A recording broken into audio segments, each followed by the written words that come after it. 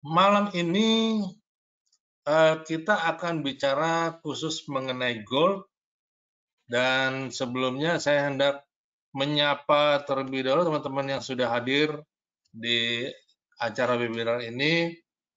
Ya, selamat malam, ada Jesse Trade presenternya, kemudian ada Bapak Adil Kristianto, selamat malam Pak Adil, juga Pak Aguan, selamat malam, Bapak Andrion, selamat malam Andrion, Bapak Andrianto, kemudian ada Bapak Anzar, Bapak Arikman, Bapak Koiruniza, kemudian Bapak Dadi, Bapak Danielson, Bapak Dedi, kemudian ada Bapak Denio Trade, kemudian ada Ibu Eti, Bapak Ganendra, Pak Hendra, Pak Hengki, Pak Irwan Diwang, Pak Martin Wurya, kemudian Bapak Primasto, kemudian juga ada Rama Febrian. Selamat malam Pak Stefanus Kurniawan, Bapak Sukisno, Bapak Sunbi Gusmin, Bapak Sundai B. Putra Mandiri, Bapak William, Bapak Yudi. Oke, terima kasih semuanya. Oke, teman-teman, saya akan usahakan mudah-mudahan dapat berjalan dengan baik webinar ini, karena kebetulan minggu lalu di dalam acara webinar di hari dan jam yang sama, saya mohon maaf tidak bisa menyelesaikan webinar karena kondisi tiba-tiba saya di luar dari prediksi, ya, kondisi kesehatan tiba-tiba tidak memungkinkan dan saya harus dibawa ke UGD malam itu juga. Ya, jadi masih di dalam pengawasan sampai hari ini.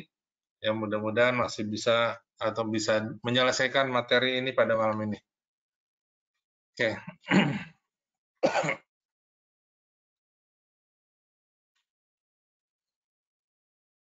Baik, teman-teman, ada satu yang menarik tentang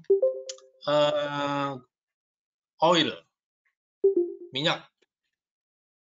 Ya, minyak biasanya diperdagangkan biasanya umumnya di sekitar 50-an di harga ini.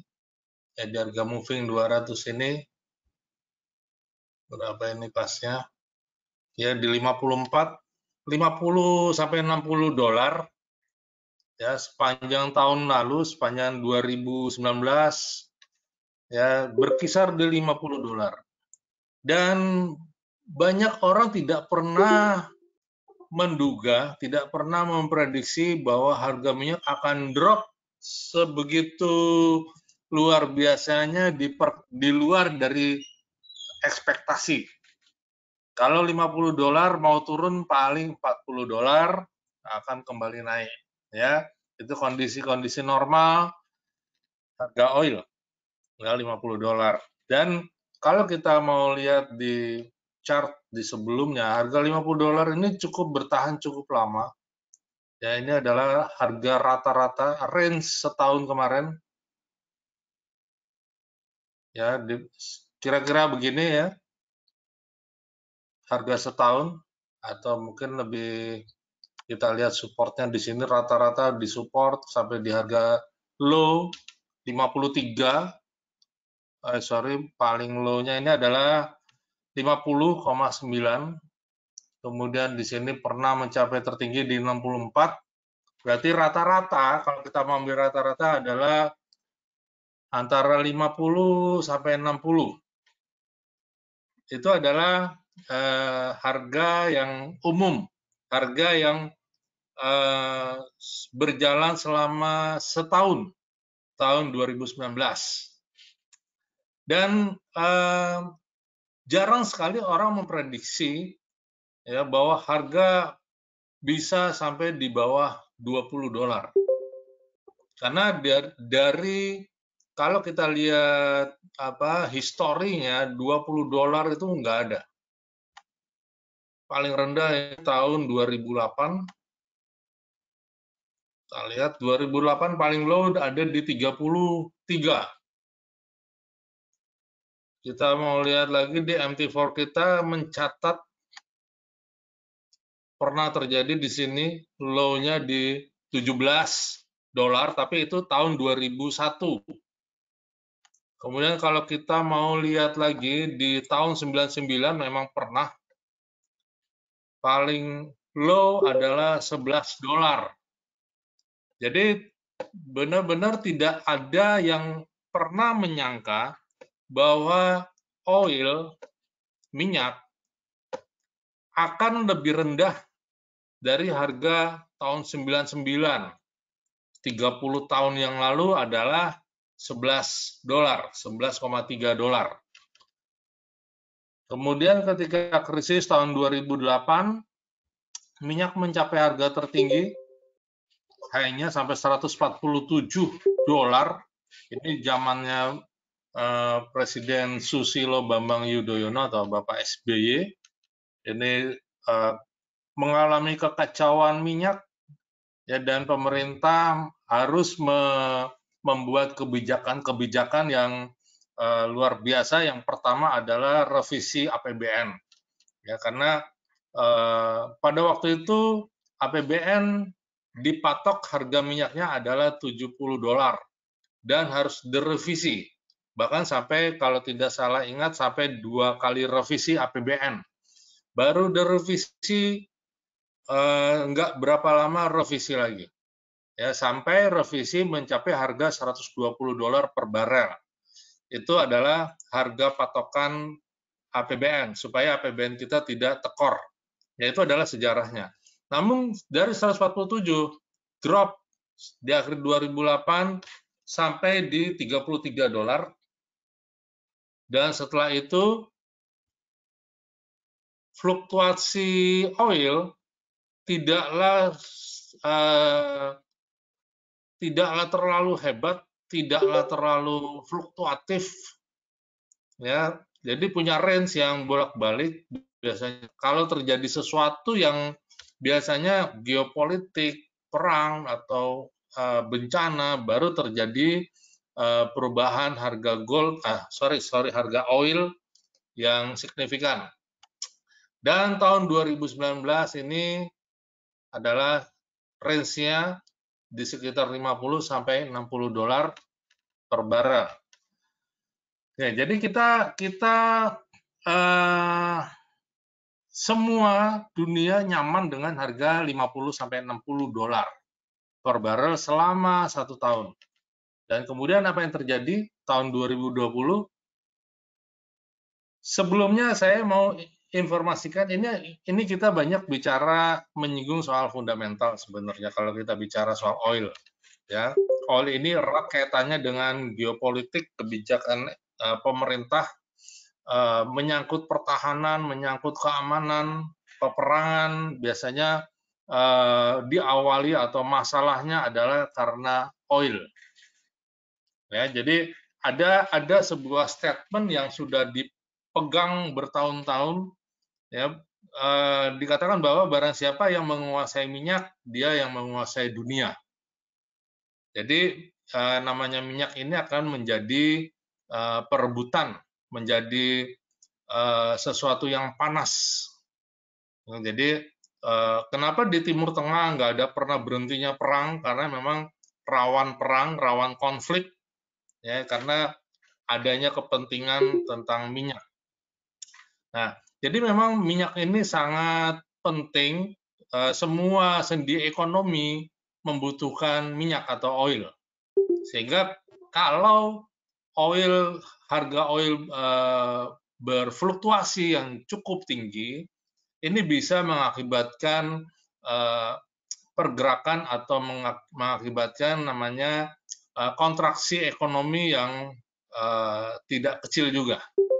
Ya, jadi mau tidak mau seluruh dunia, terutama negara ekonomi yang memiliki kekuatan ekonomi utama dunia, ini mau tidak mau harus benar-benar menjaga stabilitas harga minyak. Ya, bagaimana caranya selain menjaga harga juga menjaga dari sisi politik. Nah, maka kedua hal ini menjadi sangat penting terhadap pengaruh harga minyak. Oke, namun teman-teman ada satu hal yang menarik. selama tahun 2019 ada terjadi perlambatan ekonomi. Dan selama 2 kuartal, ya 2 kuartal atau 2 semester, ini terjadi perlambatan dan ini adalah salah satu indikator kuat bahwa kalau sudah 2 kuartal pertumbuhan ekonomi melambat, maka selanjutnya akan masuk ke krisis. Dan di akhir 2019, IMF sudah memberikan pernyataan statementnya bahwa selama 2 kuartal, ya, seluruh pertumbuhan ekonomi dunia mengalami perlambatan dan tahun 2020 dinyatakan akan memasuki krisis global. Gitu ya. Nah, jadi memang memasuki tahun 2020 ini memang sudah diprediksi oleh IMF tahun 2019. Dan kalau teman-teman menyimak tentang ekonomi makro di Indonesia, Sri Mulyani, Menteri Keuangan kita juga sudah menyampaikan hal yang senada dengan IMF, termasuk juga Presiden Joko Widodo atau Pak Jokowi juga sudah menyampaikan bahwa siap-siap masuk 2020 akan memasuki krisis ekonomi. Tapi di dalam perkiraannya tetap masih memiliki pertumbuhan ekonomi, walaupun melambat, masih memiliki target di sekitar angka 5%. Namun apa yang terjadi masuk di 2020 diawali dengan geopolitik antara Amerika dengan Iran, di mana Amerika berhasil membunuh seorang jenderal legendarisnya Iran, dan ini menimbulkan ketegangan geopolitik. Dan Iran pun langsung membalas dengan serangan roket ke kamp Amerika di Irak, dan menurut kabar yang saya baca di beberapa media, menimbulkan korban sekitar 80-an orang warga Amerika tewas. Ya, dan oke. Tolong webcamnya jangan dinyalakan, Pak Suryadi, di off-kan saja. Ya, terima kasih. Oke, jadi pada awal 2020 banyak dunia mengkhawatirkan terjadinya perang besar, bahkan ada beberapa prediksi ini bisa atau mengkhawatirkan ini bisa menjadi perang dunia ketiga. Karena Amerika memiliki nuklir, Iran pun memiliki nuklir dan di-backup oleh negara-negara yang memiliki persenjataan nuklir, dan dunia cukup khawatir tentang hal ini. Ya, dan ini juga membuat harga minyak atau oil juga drastis turun. Dan kemudian yang menarik adalah kita akan lihat di time frame weekly.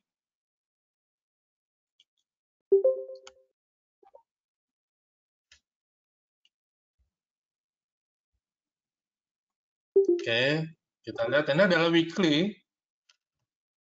Yang menarik adalah memang ketegangan geopolitik di antara Amerika dengan Iran tidak berlanjut karena Iran melakukan kesalahan yang fatal, yaitu menembak pesawat penumpang, pesawat sipil, dan tewas sekitar 200 orang, 198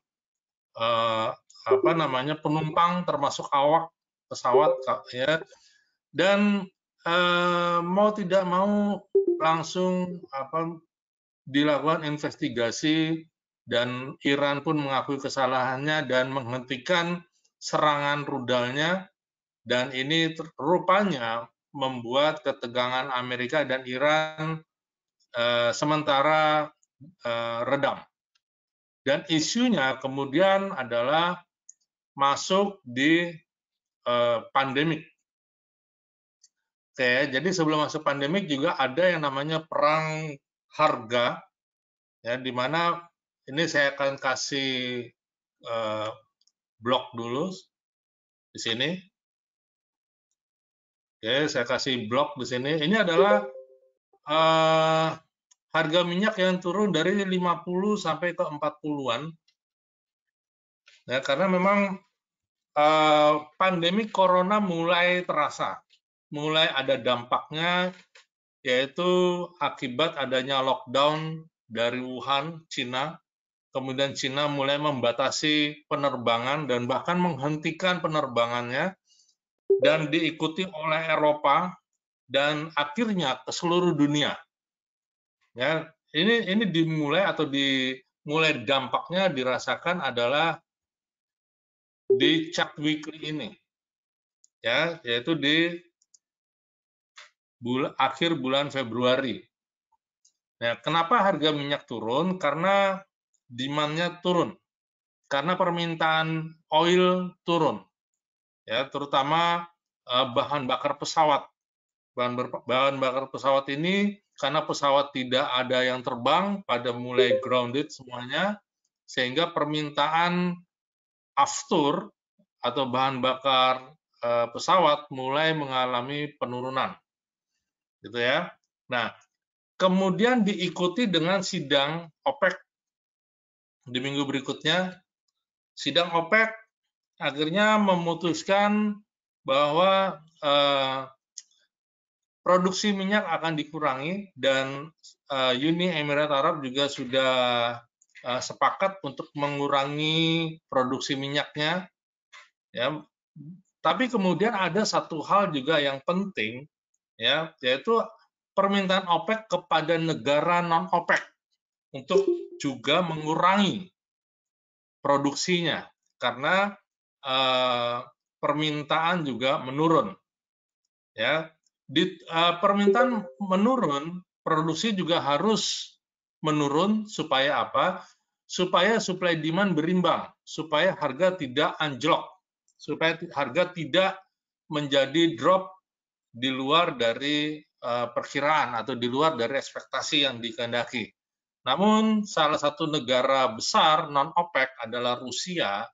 Rusia tidak menyetujui hal tersebut, dan dijawab dengan satu kebijakan dari Uni Emirat Arab dengan mendiskon harga oil dari $40 menjadi 30, sehingga terjadi gap, ya, dari 40 menjadi 30, di sini open 32.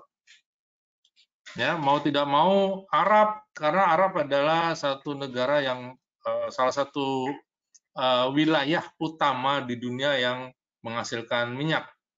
Ya, diperkirakan 60% seluruh minyak dunia berasal dari Arab. Ya, jadi memang ini sangat berpengaruh kalau dari Arabnya sendiri, Saudi Arabia atau Uni Emirat Arab, termasuk juga negara-negara di sekitarnya ini masuk di area Timur Tengah, penghasil minyak utama dunia. Apabila terjadi instabilitas politik, tentunya akan berdampak ke harga oil. Namun gap ini dibuat, atau gap ini terjadi akibat dari diskon yang diberikan oleh Uni Emirat Arab. Ya, dia memutuskan diskon menjadi harga $30 dan kemudian drop, ya, drop sampai rendah sekali, ya. Dan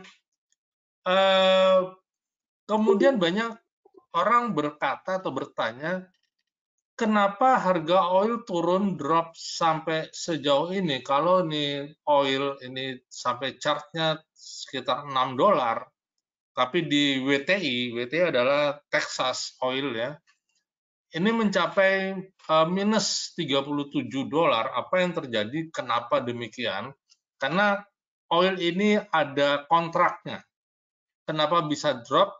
Dan kenapa banyak bank juga, atau banyak fund manager, banyak pedagang, ya, supplier berdagang juga menghentikan transaksi minyaknya, karena di dalam kontrak minyak, ya, selalu ada atau disertai dengan jatuh tempo serah terima minyak, ya.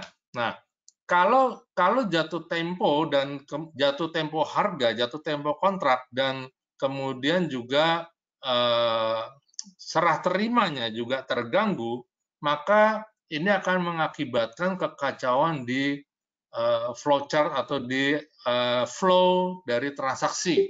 Makanya bank juga banyak menghentikan atau juga termasuk di perdagangan di bursa memberikan harga yang drop ya karena memang ada yang namanya jatuh tempo. Sama seperti di gold juga demikian.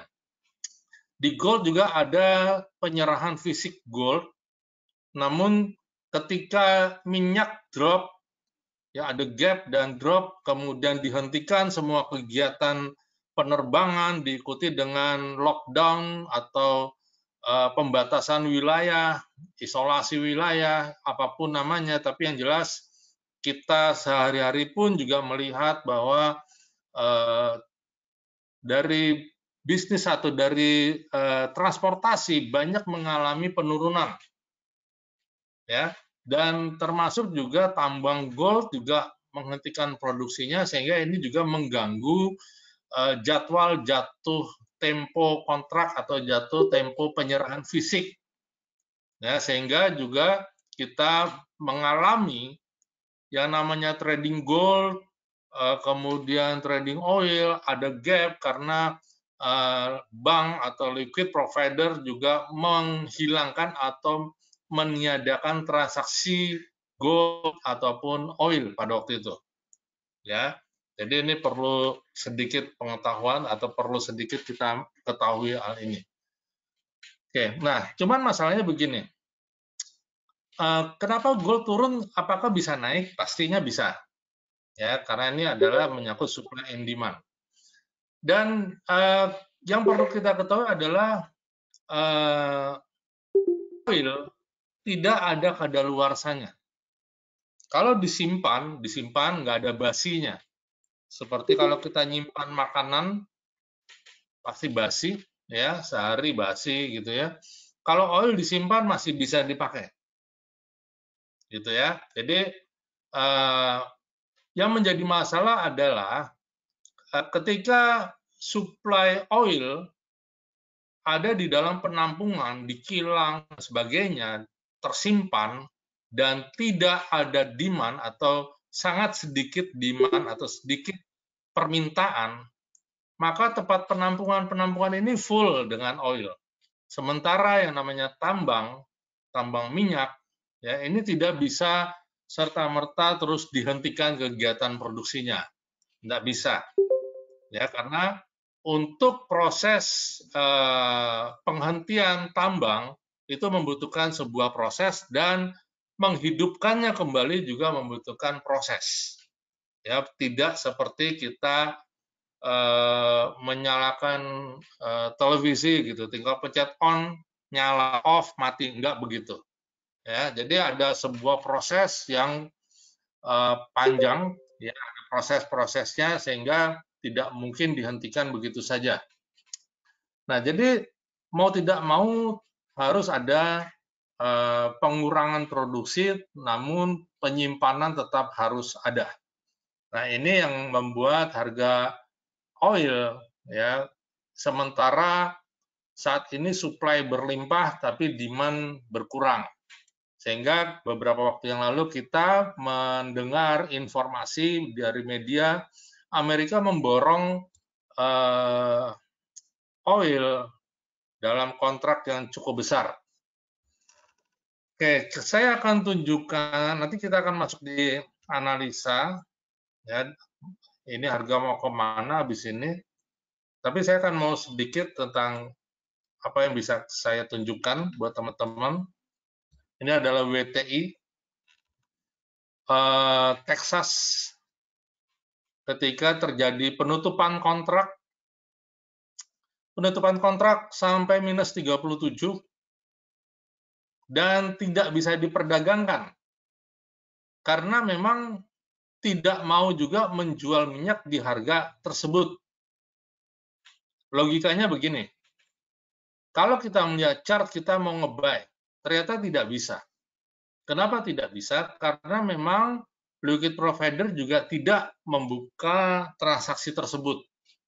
Contoh ya, contoh. Ini adalah barang yang tidak basi ya.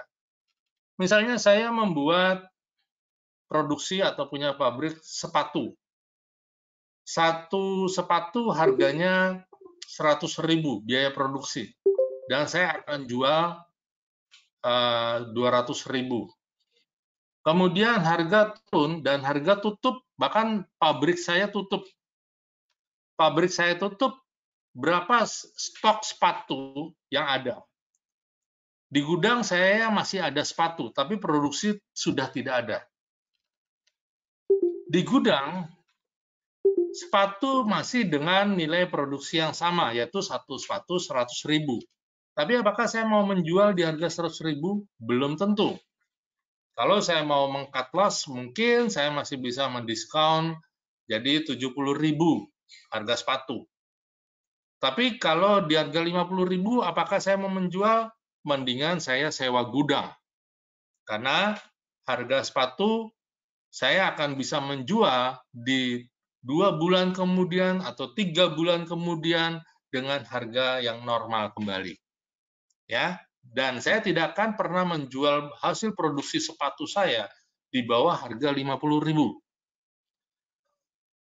Gitu ya. Jadi gambaran sederhananya. Dan WTI adalah Texas, ya, oil dari Texas, ya, dan ini yang diperdagangkan di NYMEX. Oke, kemudian kita coba lihat berapa sebenarnya cost production dari oil. Kalau kita lihat teman-teman, harga yang tertinggi, sebentar, saya geser dulu. Ya, ini adalah United Kingdom, mahal sekali. Per barelnya produksinya mencapai 52 dolar, 52,5 dolar per barrel. Ini adalah total cost to produce 1 barrel of crude oil. Jadi biaya produksi tambang. Ya, kenapa United Kingdom mahal sekali? Ya, ini teman-teman, kalau teman-teman mengenal atau membaca ada namanya Brent oil, tipe Brent. Brent ini adalah bahan dasar untuk pembuatan aftur, bahan bakar pesawat terbang. Aftur ini memiliki ciri khas yang pertama, oktannya tinggi, ya, bahkan tertinggi. Ya, ini adalah mengikuti spek untuk pesawat terbang. Kemudian yang kedua, aftur tidak membeku di suhu beku. Di suhu 0 dia tidak membeku. Dapat kita bayangkan kalau pesawat terbang masuk di dalam kondisi yang minus, ya, suhunya minus, kemudian bahan bakarnya beku, apa yang terjadi dengan pesawat ketika terbang ini akan sangat berisiko sekali. Ya, makanya aftur ini mahal, Brent ini mahal, dan kebanyakan produksinya di lepas pantai.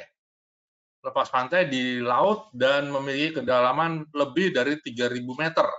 Sehingga ini permukaan laut saja, ya, dari permukaan laut ke dasar laut, Selat Inggris, ya, ke Scotland, itu penghasil minyak Brent, dengan gelombang yang besar, karena itu adalah masuk bagian samudra juga, walaupun itu dibilang selat, ya, tapi juga merupakan laut, ya, gelombang dan suhunya juga dingin, gelombang besar, dan tingkat kesulitannya juga sangat tinggi sehingga membuat nilai cost produksinya juga tinggi. Kemudian yang berikutnya Brazil, Kanada, ya, Kanada, ini Amerika Utara, ini di utara Amerika, ini adalah salah satu penghasil minyak yang besar dan pensuplai terbesar juga untuk Amerika. United States atau Amerika produksinya 36 dolar. Ya, kemudian kita lihat sampai dari 40 dolar, ya, dari nilai 40 dolar, di sini 40, kemudian di korting sama Uni Emirat Arab menjadi 30 sampai di sini, di harga produksinya Nigeria dan Cina 29,9, anggaplah 30, tiba-tiba sampai di sini. Jadi kalau Cina mau menjual minyak di harga produksi, dan kemudian produksinya atau harganya semakin dibawa turun, kita bisa bayangin bahwa harga sekarang di sekitar $25, ya. Berapa produksinya Indonesia? Di sini nggak ada.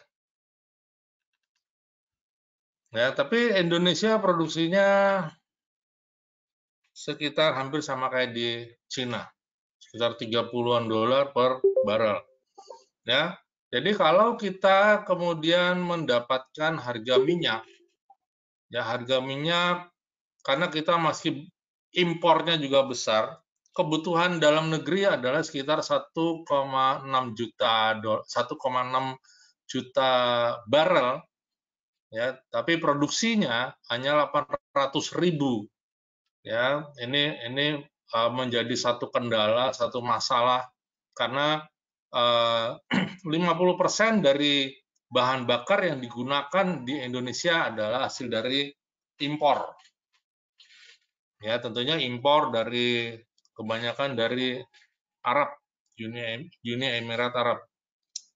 Nah, kalau Uni Emirat Arab di harga 12, Saudi Irak 10, Saudi Arabia 9,9, dan Kuwait 8,5, dan ini juga Iran termasuk 12,6. Artinya ini adalah didominasi oleh negara-negara yang berada di Timur Tengah. Iran, Uni Arab Emirat, Irak, Saudi Arabia, Kuwait, ya, ini adalah harga produksi minyak mereka. Ya, jadi kalau kita sekarang bagaimana sih minyak sekarang $25, ya bahkan pernah sampai $6. Ya, ini kalau buat Indonesia maka kita akan mendapatkan harga murah. Pertanyaannya jadi kenapa terus BBM tidak jadi turun? Ya, kenapa nggak turun? Ya, jadi pemikirannya tentu bukan sesimpel itu. Ya, jadi pemerintah bukan sekedar menurunkan harga minyak karena harga minyak dunia turun. Karena tentunya ekonomi ini kompleks, ya bukan hanya soal minyak turun, tapi tingkat pendapatan turun, ya ekspor impor turun, semuanya turun, ya tingkat pertumbuhan ekonomi turun mau tidak mau juga harus disesuaikan harganya. Ya, jadi minimal pemerintah mendapatkan harga murah, pemerintah tidak terlalu banyak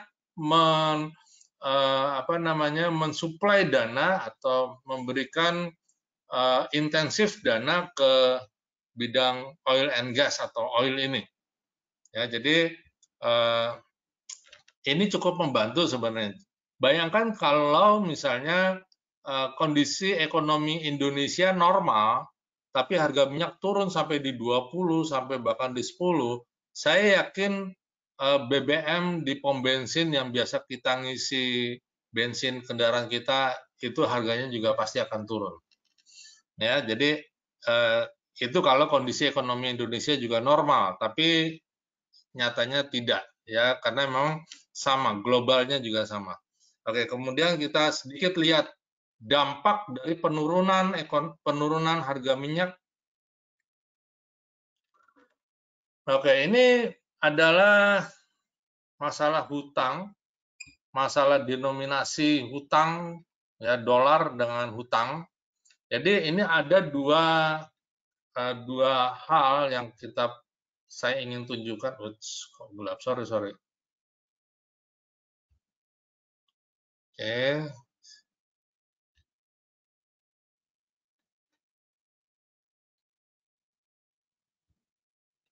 Oke, teman-teman, di sini ada dua bagan, yang satu warna biru, yang satu warna coklat atau orange, ya. Yang biru adalah dollar debt atau hutang negara dalam bentuk dolar. Kemudian yang warna orange adalah FX reserve atau persediaan valuta asing.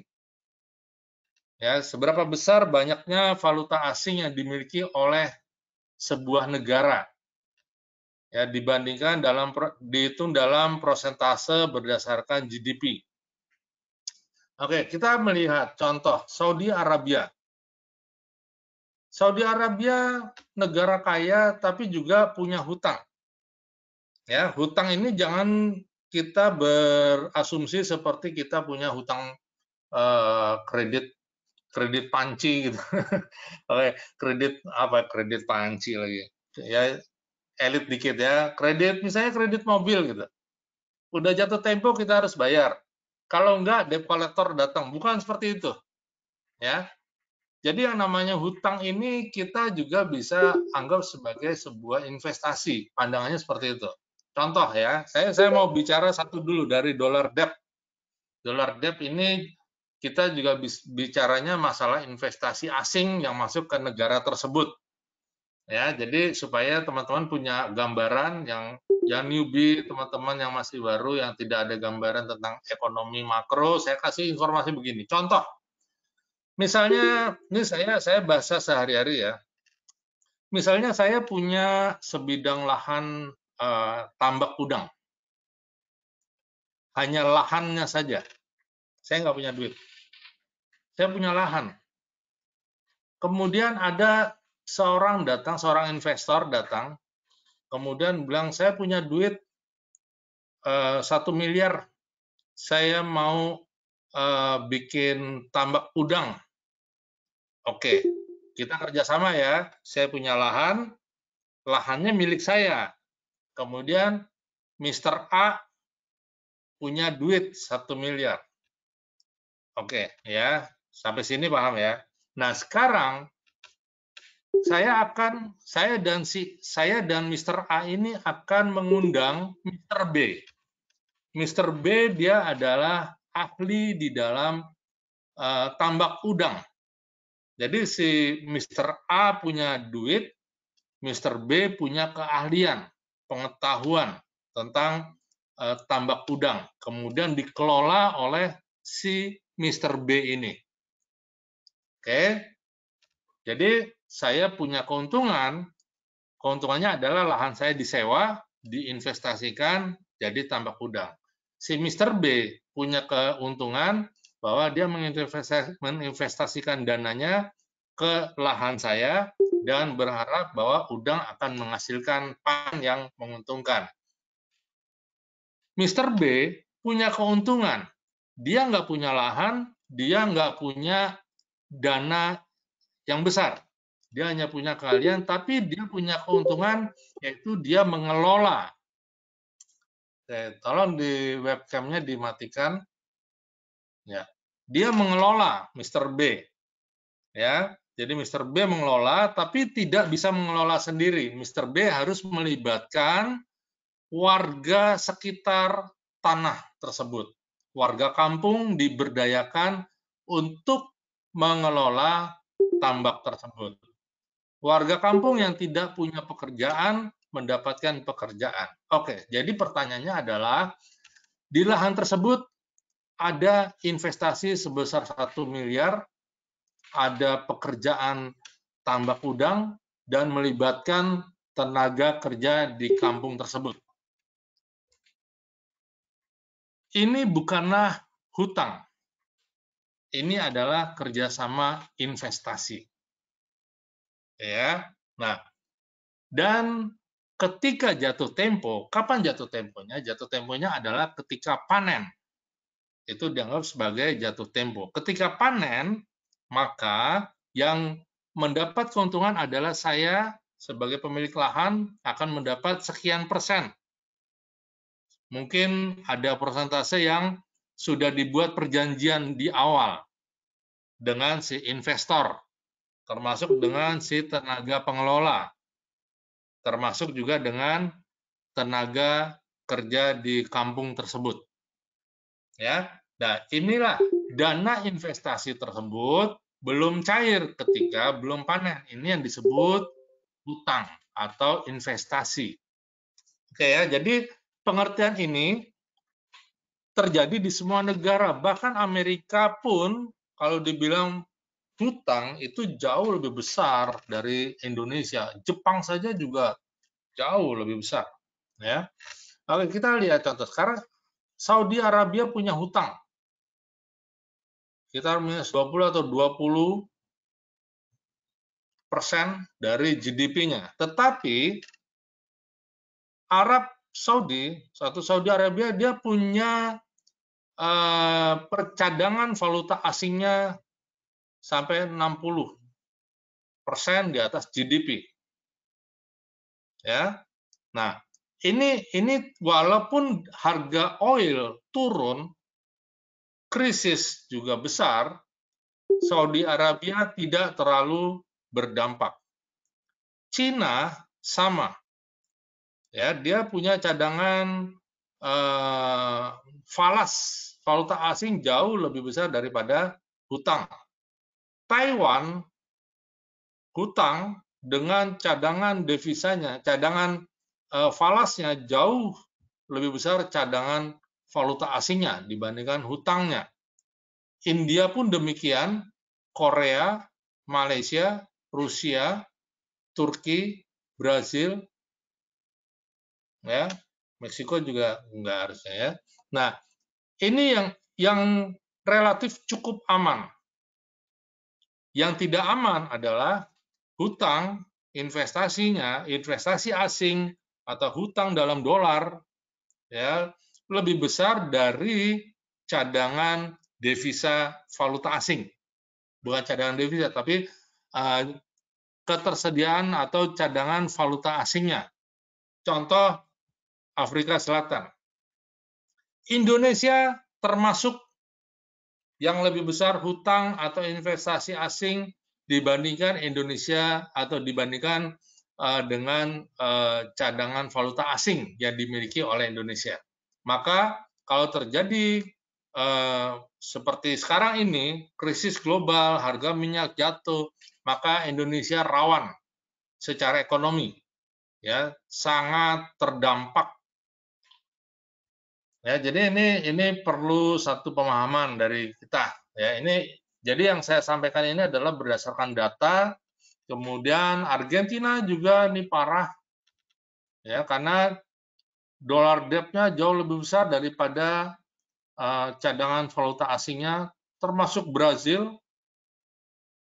Ya, Brazil ini parah. Makanya kalau kita lihat, ya kalau kita lihat, bukan Brazil, Chile, sorry, ya Chile, hutangnya jauh lebih besar daripada valuta asingnya. Kalau kita lihat di media online, ya kondisi-kondisi di Argentina, Chile, Afrika, kemudian Indonesia pun termasuk, ya ini sebenarnya harusnya ada banyak lagi negara-negara lain ya, termasuk Venezuela, itu kondisinya akan sangat kacau karena valuta asingnya sangat kecil atau hutang lebih besar daripada cadangan valuta asing. Ya, ini sama juga dengan relasinya dengan kehidupan kita sebenarnya. Kalau Anda punya hutang lebih besar daripada income, atau hutang Anda lebih besar dari aset Anda, berabe, jadi masalah. Ya, jadi yang lebih baik memang adalah hutang itu lebih kecil daripada aset kita atau income kita. Ya, jadi hutang ini bukan satu yang diharamkan, bukan haram ya, istilahnya negatif, enggak ya. Hutang ini bagus, yang penting kita bisa kelola dengan baik. Oke, kita masuk ke chart sekarang. Sebentar, kalau ada pertanyaan silakan ya. Ini newsnya situs berbayar. Ya. Oke, ya. Oke, kita lanjut ya. Belum ada pertanyaan yang detail. Sekarang kita melihat chart kita. Saya hapus dulu semua coret-coretannya.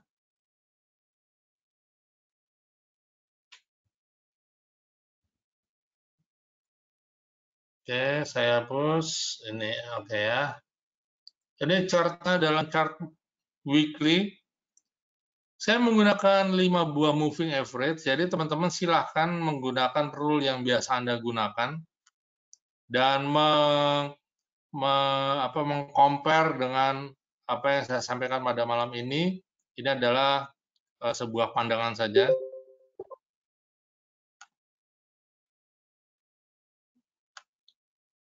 Banyak banget garisnya. Oh, ini.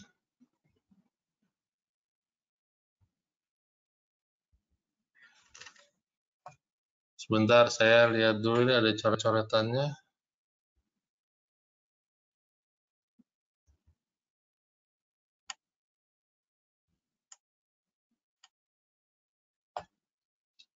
Sebentar ya, sebentar.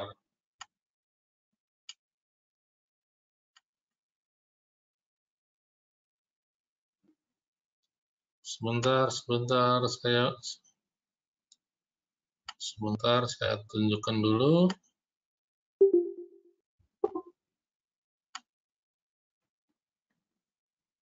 Ini angka apa nih? Oke, ini ada angka. Oke, ada ya. Saya agak mengganggu. Oke, kita lihat chart monthly dulu. Chart monthly, saya menggunakan 5 buah moving sebenarnya. Yang pertama, saya menggunakan moving exponential, moving average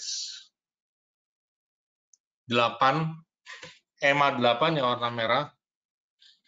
Kemudian yang warna hijau adalah EMA 21. Kemudian yang warna hijau. Kemudian yang warna biru ini adalah SMA 200.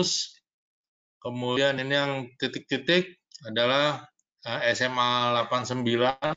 Yang titik garis yang banyak ini adalah EMA 365. Kemudian saya menggunakan EMA CD 5131. Ini nanti penjelasannya mungkin boleh nanti sementara gini ya, karena materi malam ini saya mengulas tentang analisa dulu. Oke, nanti kalau mau butuh PDF rule EMA CD ini, rule yang saya gunakan ini, silakan chat ke WA atau Telegram aja ya, ke Telegram 0811 878 2324. Nanti saya akan kirimkan materi EMA CD 5311 H4 trading system ini ke melalui Telegram dalam format PDF. Ya, nanti di lain kesempatan atau mungkin minggu depan saya tentang rule. Oke, teman-teman, di bulan April, tepatnya dari bulan Maret dan April, harga oil drop sangat panjang, dan di bulan April yang lalu, sekarang udah bulan Mei, di bulan April terbentuk sebuah candle, ini adalah candle spin, atau spin candle. Spin candle ini artinya tarik-menarik antara buyer dan seller. Artinya market mengalami kebingungan. Market mengalami chaos, kekacauan. Tarik-menarik antara buyer dan seller. Tarik-menariknya begini. Ini adalah spin candle, ciri khasnya adalah bodinya kecil dengan ekor dan yang bawah dan yang atas ini sama panjang. Oke, ini adalah ekor bawah. Kemudian ini adalah ekor bagian atas. Ekor bagian atas saya akan kasih warna yang berbeda supaya kita ada gambaran yang jelas. Oke, ya. Sampai di sini. Oke, ini adalah ekor, shadow,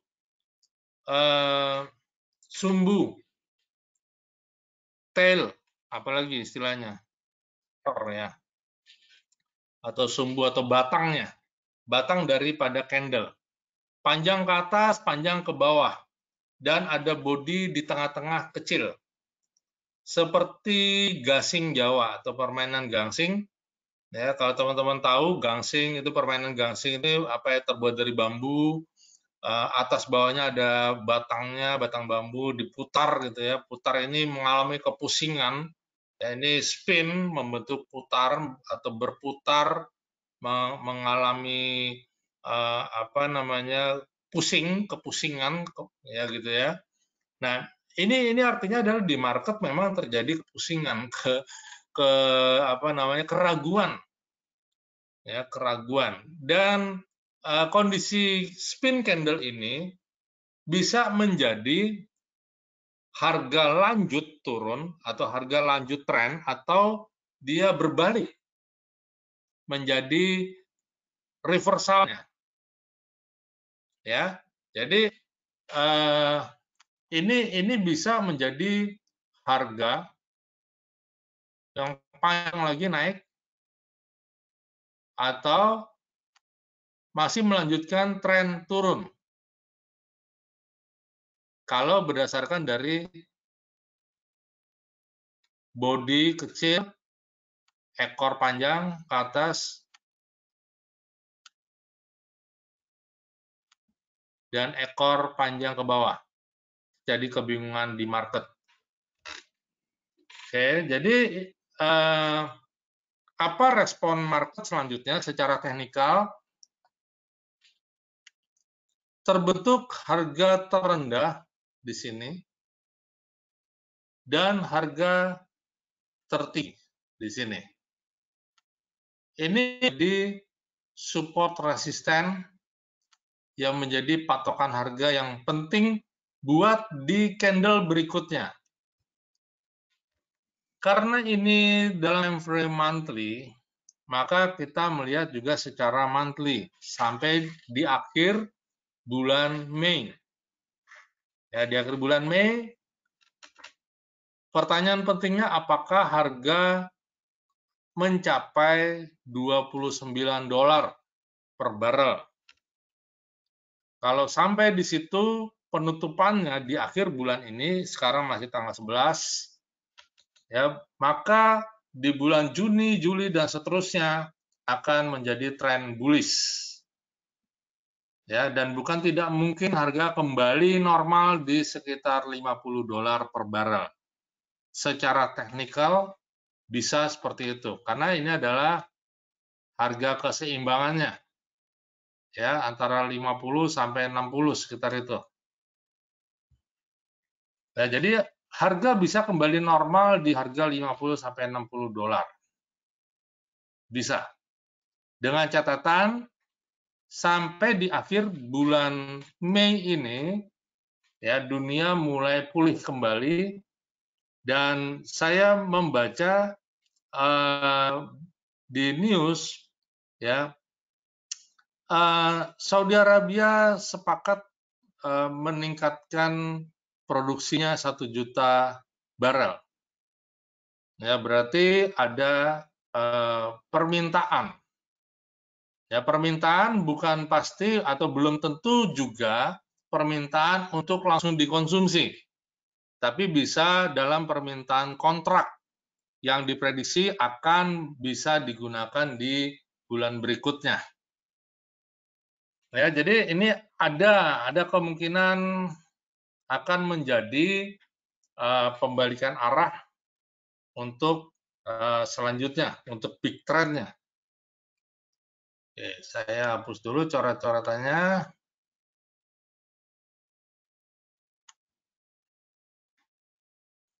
Sekarang saya mau lihat di time frame weekly. Saya perkecil. Ini adalah analisa saya yang kemarin dalam webinar hari Kamis. Juga sudah saya share juga. MACD-nya bullish dan ini bisa menjadi area support yang cukup kuat karena tail ini atau candle atau ekor ini, ekor pada candle ini, oke, tes Rama Febrian kenapa? Apakah hilang suaranya? Ya, ekor candle ini adalah gambaran dari buyer yang menaruh order buy-nya di harga ini. Ya, jadi di sepanjang harga ini, di sepanjang harga ekor ini adalah penempatan order buy atau buyer atau market benar-benar menghendaki untuk membeli di harga tersebut. Jadi ini adalah harga pembelian oleh buyer.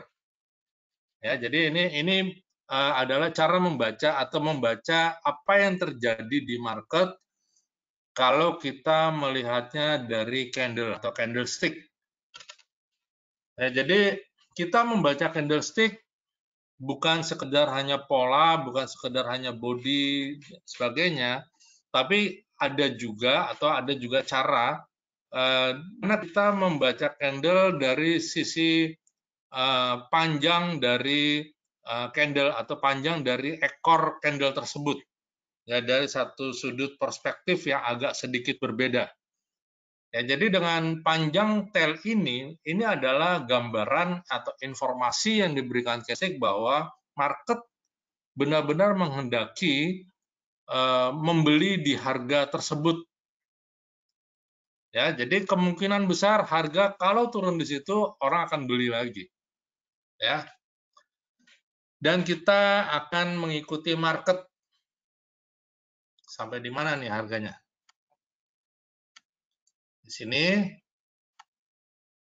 16,88 atau di 17 dolar. Di bawah 17 beli. Ya, siap-siap tuh. Kalau ada di bawah 20 aja udah siap-siap nabung untuk membeli dolar. Membeli dolar, sorry. Membeli oil. Ya, saya sering kebalik terus ngomongnya. Ya, jadi di bawah 20 dolar sudah menabung untuk membeli oil. Ya. Nah, sekarang kalau kita prediksinya ini adalah moving dan ini akan menjadi resisten. Ya, jadi untuk 2-3 minggu ke depan atau sampai akhir bulan ini, ya sampai akhir di bulan Mei, sebenarnya masih di dalam tekanan bearish, tetapi sudah mulai berat untuk turun, sudah mulai ada aksi beli dilakukan oleh market dan berpotensi untuk melanjutkan kenaikannya. Tapi belum langsung naik. Ya, belum. Masih ada konsolidasi di harga di bawah ini, di bawah harga 25 dolar. Nah, sekarang kalau kita mau cari di mana sih entry buy, di mana sih harga terendah yang memungkinkan, saya akan coba secara teknikal membaca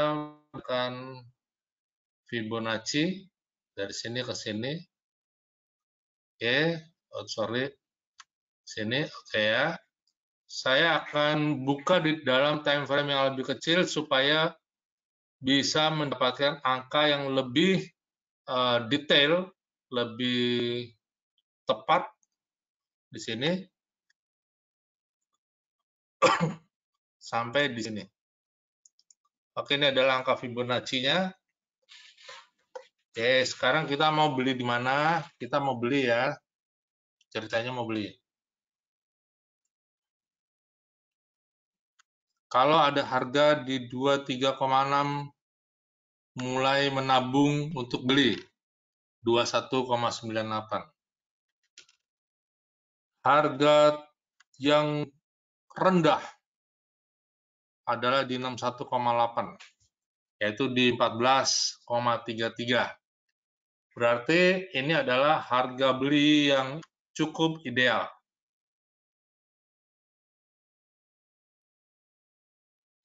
Ya. Nah, sekarang harga di 25. Misalnya teman-teman melihat di dalam time frame H4, ini harga mau turun, bagaimana kalau mau turun, apakah saya boleh sell? Sebenarnya nggak dilarang, silakan aja mau nge-sell.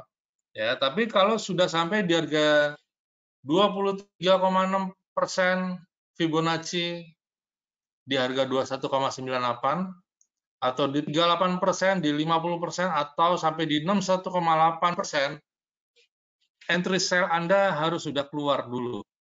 Amankan profit karena pemain long term sudah mulai menaruh buy limit di angka 23%, 38, 50, dan 61,8%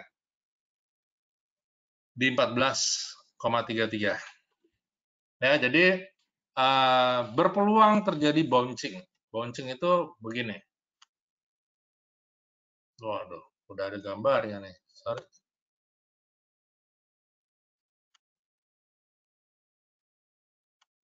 Saya kasih warna begini ya. Kalau turun dia bisa begini, naik lagi, mental.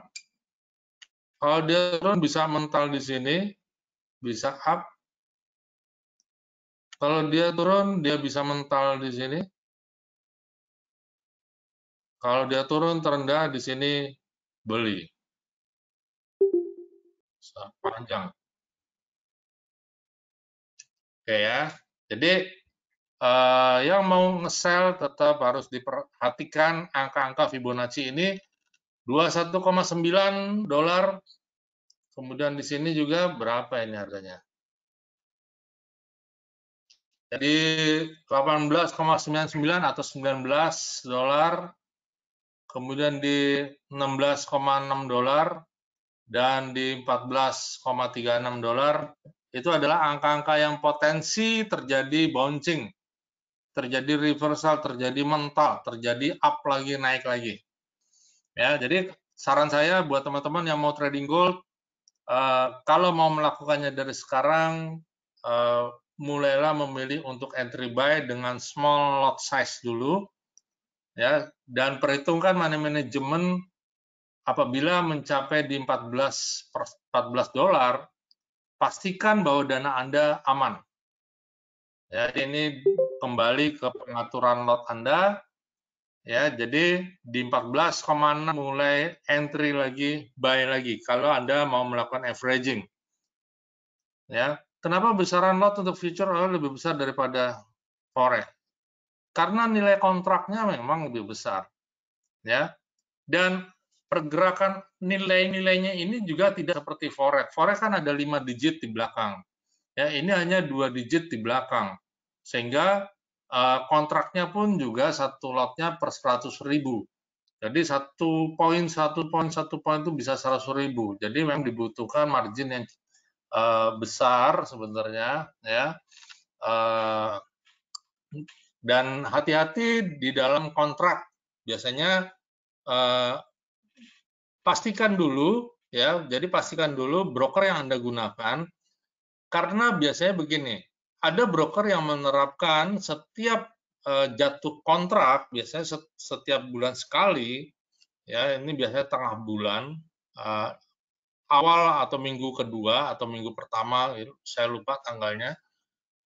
Biasanya semua posisi yang terbuka atau saya punya posisi buy, punya posisi sell atau punya posisi hedging, ketika jatuh kontrak maka semua akan di-clearkan oleh broker.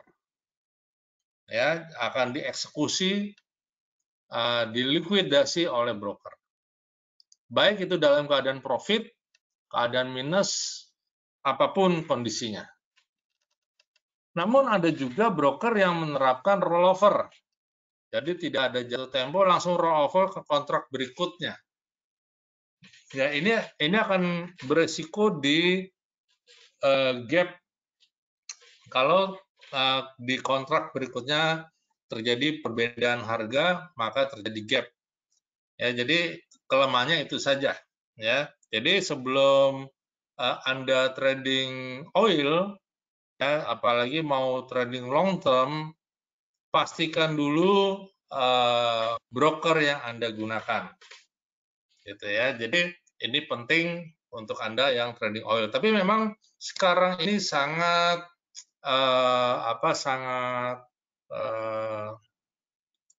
menggiurkan untuk trading oil, ya, untuk trading oil. Nah, jadi teman-teman nanti silahkan ya ke admin atau public relation dari GIC Trade ya untuk menanyakan GIC Trade ya bagaimana kondisi trading. Tapi yang jelas di GIC Trade juga menyediakan trading oil ya dengan term condition ya sesuai dengan yang sudah dibuat oleh broker ya. Kalau mau membuka account juga silahkan ya, nanti bisa menghubungi saya, bisa saya kasih linknya juga ada. Kalau yang teman-teman membutuhkan linknya, saya akan kasih nanti melalui WA atau Telegram 0811 178 2324. Nah, jadi ini sekilas tentang oil, jadi sangat menarik dan oil ini sekali lagi teman-teman sangat penting perannya di dalam pertumbuhan ekonomi. Jadi ketika oil drop biasanya ekonomi drop. Ya, ini gambaran sederhananya. Gitu ya, karena ketika oil drop berarti tingkat produktivitas atau aktivitas produksi itu semuanya akan mengalami penurunan atau gambaran dari penurunan produksi, transportasi, aktivitas ekonomi sebuah negara. Ya, jadi ini penting sekali. Makanya juga akan sangat berpengaruh kalau harga oil terjadi perubahan. Ya, ini penting. Teman-teman, kalau nanti ada pertanyaan selanjutnya silakan ke WA atau ke Telegram saya 0811 878 2324. Pertanyaan tentang oil ataupun tentang yang lainnya silakan ya. Untuk informasi webinar selanjutnya biasanya dari GIC tetap hari Senin di jam 20.30. Nanti teman-teman kadang-kadang begini masalahnya adalah kita sering lupa. Ya, tapi di GIC sepertinya saya sudah lihat melalui email sudah ada reminder dari email ya, tapi kadang-kadang kalau tidak buka email bagaimana biasanya yang familiar adalah WA. Jadi teman-teman bisa add nomor WA saya 0811 878 2324. Saya akan masukkan ke grup WA saya khusus buat remind webinar ya, remind webinar. Nanti kalau ada hal yang penting di dalam analisa saya juga akan posting analisa di situ ya. Saya sudah buat grup WA ini 1 minggu yang lalu, memang tapi 1 minggu saya belum bisa terlalu aktif ya di dalam trading. Saya juga jarang melihat chart dalam 1 minggu ini karena memang kondisi kesehatan yang saya harus lebih fokuskan ya. Jadi ini udah agak membaik, udah lumayan membaik dan mudah-mudahan seminggu dan minggu-minggu berikutnya saya bisa memberikan remind mengenai webinar dan analisa melalui grup tersebut. Ya, silakan add nomor ini, saya akan masukkan ke grup. Ya, itu aja. Oke, teman-teman, terima kasih sudah mengikuti webinar ini. Apakah ada yang dari GIC yang akan menambahkan? Oke, untuk MACD atau stochastic kira-kira standar settingnya berapa? Di ini aja ya, di Telegram aja ya, Pak Rama Febrian. Ya, jadi settingan MACD atau stochastic ya. Ini rule trading. Oke, sebelum menutup, saya mau sampaikan rule trading ini adalah rule yang saya gunakan dari 2008 sampai sekarang dan penemunya adalah Philip Neal. Ya, ini bukan buatan saya, enggak. Ya. Philip Neal saya ikuti selama 1 tahun saya mengikuti ritme dari MACD 5.13.1 ini dengan movingnya dan saya merasa cocok dan saya gunakan sampai sekarang. Namun saya tidak menggunakan ini saja pastinya. Saya menggunakan banyak cara di dalam menganalisa. Ya, jadi teman-teman mungkin itu yang boleh saya share. Apalagi ya. Oke, nanti ada banyak rule yang bisa saya sampaikan melalui webinar. Ya, jadi ikuti aja webinar-webinar ini. pastinya akan sangat penting buat pengetahuan Anda. Oke, baik, terima kasih teman-teman. Saya undur diri, mohon diri. Selamat malam, salam profit. Kita ketemu lagi minggu depan.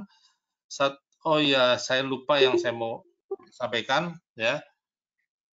Teman-teman, ini perlu ya. Analisa yang saya sampaikan ini sifatnya adalah disclaimer ya. Disclaimer on, hanya menambah wawasan. Ini bukanlah mewakili sebuah institusi keuangan tertentu. Ini bukanlah mewakili broker, juga bukan. Ya, ini juga bukanlah suatu ajakan buat berinvestasi atau bukan suatu ajakan untuk membuka posisi di sesuai dengan analisa ini. Anda boleh mengikuti, boleh menerima sebagian, dan juga boleh untuk tidak sesuai atau tidak sama pendapatnya dengan saya, ya. Jadi dipersilakan, ya, tidak harus mengikuti analisa saya. Dan semua trading Anda dari mengikuti analisa saya sampaikan semuanya adalah tanggung jawab Anda masing-masing.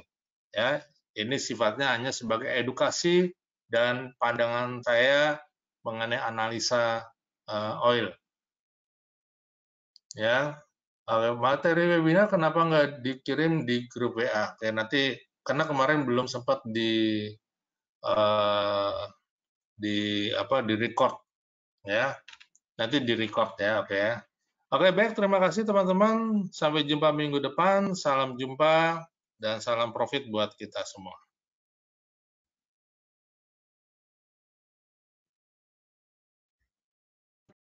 Oke, terima kasih Pak Jo atas terima webinarnya kasih. dan ilmunya, semoga bermanfaat.